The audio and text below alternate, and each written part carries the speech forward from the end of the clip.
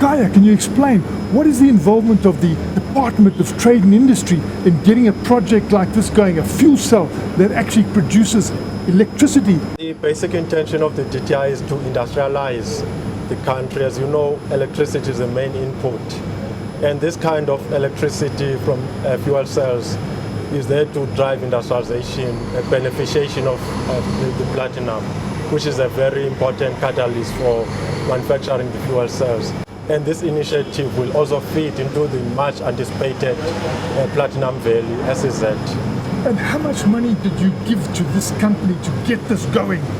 About 7.5 million rands. And they built this 100 kilowatt fuel cell which is supplying power to the Chamber of Mines building. Yes, and also to showcase to other mining houses that this is a real thing, and if they can also consider it, it can also bring positive spin-offs. It's using platinum, which is mined in our ground. And it's also clean energy as well, and also it's likely to create value chains in the economy and also have major impact. What we're going to get from the grid and what we're going to be able to provide electricity at from a fuel cell perspective will be more cost competitive in the long term. As the mining industry, that we are prepared to really adopt cutting-edge global best technology and demonstrate that South Africa is a country which has the expertise, the capability, but most of all the leadership in driving these types of technologies, which we think will play a major role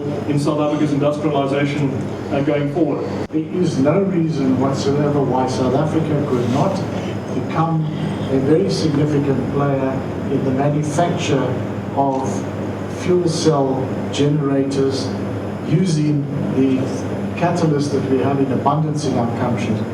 And it's for that reason that we have been looking at ways in which we can add value to our resources and which we can use beneficiation as a driver of industrial development in our country. But this is a use of this technology which takes us way up the value chain, which is cutting-edge technology.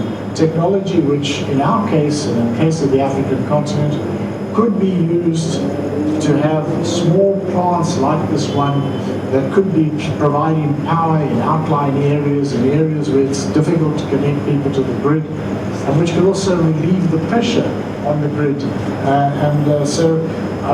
For a number of reasons, we think that this could be a potential win-win for all of us. We are contemplating the development of platinum-based industrial special economic zones.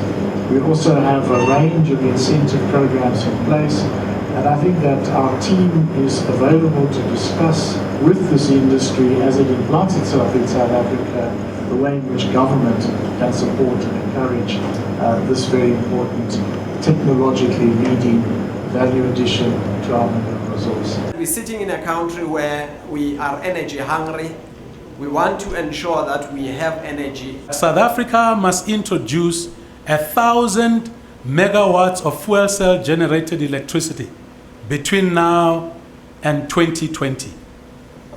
That act of creating demand will allow South Africa not only to stabilize its mining industry, will allow South Africa to attract platinum fuel cell producers from around the world that are here today. They have said to us, if South Africa can give us the demand, we will come and locate our facilities in this country. The technology can in one fell swoop change the emissions debate globally. Fuel cells do not burn fuels, but rather convert them from one form of energy to another via an electrochemical process. That can be compared with a large battery with a continuous supply of fuel, which never loses a charge.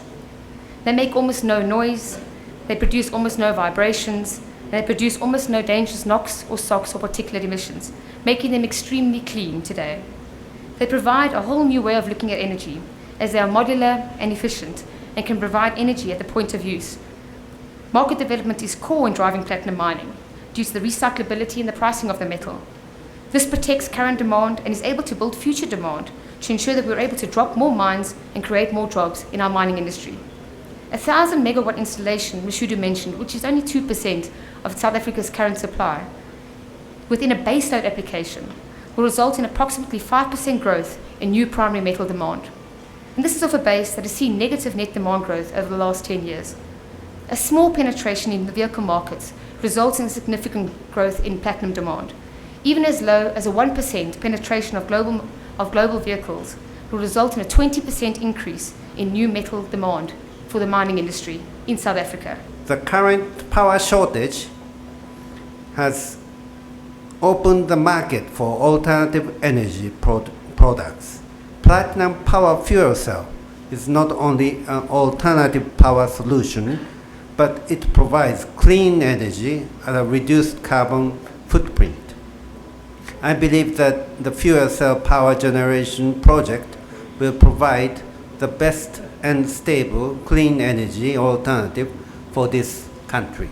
We will see what we can do as a department and as a government to unblock any blockages and to create a supportive environment in which people will come to South Africa and will want to manufacture and invest in manufacturing of fuel cell products, because we have the platinum, because that platinum is available, and that platinum is available to support industrial development, and because there is a conducive environment to support the value-added activities related to that.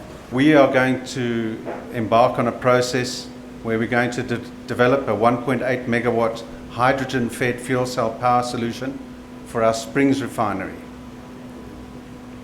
The fuel cell that we are about to put in will be run off of hydrogen, which we get ex-Sasol and air products, and it'll be the largest single site installation of a hydrogen fuel cell in the Southern Hemisphere. We're doing this in close collaboration with Mitochondria, the DTI, the IDC and Fuji, the equipment supplier. And the project will start in the second quarter of 2015.